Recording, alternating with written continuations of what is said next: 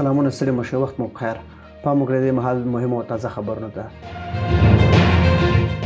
ملي تدارکاتو کمیسیون د شاوخوا 13 میلیارډ افغانیو په لګښت 23 پروژې تعدیل او منظوري کړې د ریاست الوزرا اقتصادي مرستیال په یوه خبرپاڼه کې ویلي چې د ملا عبدالغني برادر اخوند په مشرۍ د ملي تدارکاتو کمیسیون نوبتي غونډه کې 23 پروژې د منظوري لپاره وړاندې شوې وې چې په دې کې 13 تعدیل 3 منظوري او 3 لغوه شوې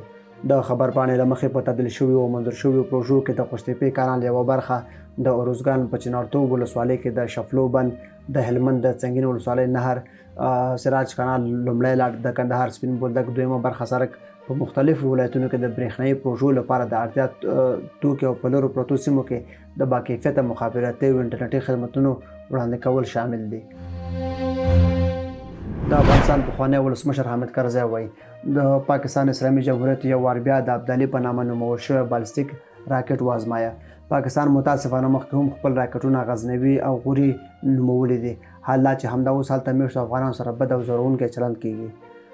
افغانستان د تاریخ په اوږدو کې په خپله غېږه کې زیات شمېر علمي فکري او فرهنګي شخصیتونه ویاړلي مبارزین او پاچاهان روزلي چې نړۍ یې په درنښت یادوي او له نومونو یې په مناسبه توګه استفاده کیږي افغانان له پاکستانه د ښه ګاونډیتوب پر بنیاد د محترمانه او متمدن اړیکو غوښتونکی دی غوره به وي چې د وسلو او راکټونو پر ځای خپل علمي او فرهنګي مراکز د نومولو افغاني شخصیتونو په نامه ونوموي